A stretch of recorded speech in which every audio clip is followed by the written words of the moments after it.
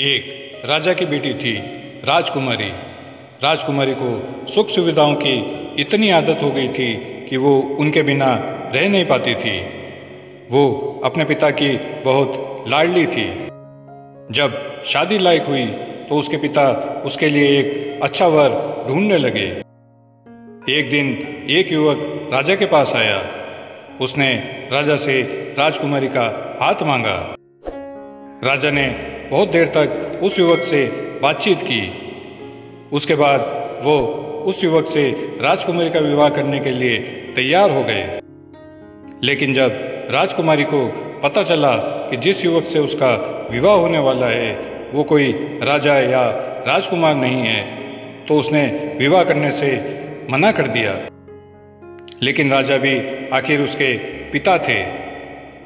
अंत में राजा की आज्ञा उसे माननी ही पड़ी। विवाह के बाद दूल्हा और दुल्हन एक गाड़ी में बैठे और अपने घर में रहने चले गए। उनकी गाड़ी सूअरों के एक बाड़े के आगे रुकी। वहीं एक झोंपड़ी भी थी।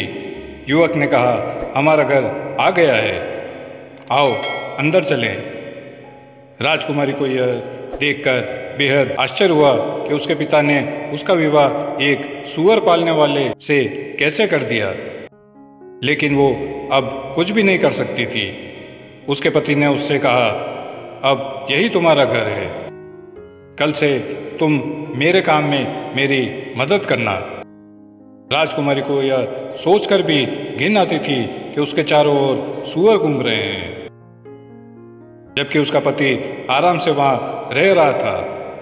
धीरे धीरे राजकुमारी को सूअरों के बीच रहने की आदत पड़ने लगी। वो अपने पति की मदद भी करने लगी। कुछ महीने बीत गए। अब तक राजकुमारी घर का सारा काम अपने आप करना सीख गई थी, बल्कि उसे ये सब करने में मजा आने लगा था। एक दिन अचानक उसका पति उससे बिना कुछ कहे कहीं चला गया। काफी देर तक वो वापस नहीं आया। राजकुमारी को चिंता सताने लगी। कुछ देर बाद वहां एक बग्घी आकर रुकी। देखने में यह किसी राजा की बग्घी लगती थी।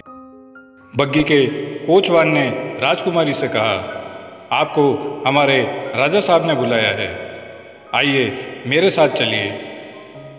क्योंकि अब वो कोई राजकुमारी नहीं बल्कि एक साधारण सूअर वाली थी।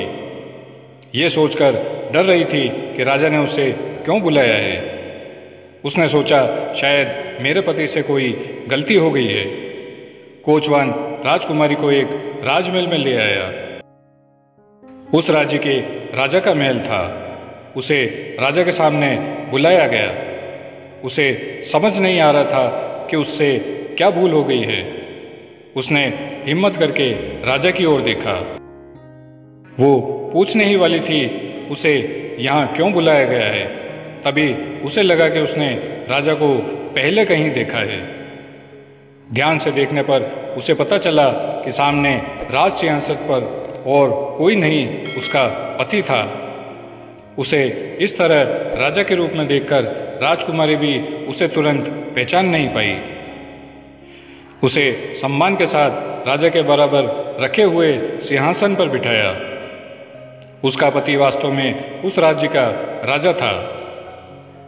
राजकुमारी अब पहले जैसी जिद्दी और घमंडी नहीं रही थी, इसलिए अब रानी बनने के लायक थी। अब वो समझ गई थी, कोई भी काम छोटा या गंदा नहीं होता। यदि आप चाहें तो हर परिस्थिति में खुश रह सकते हैं।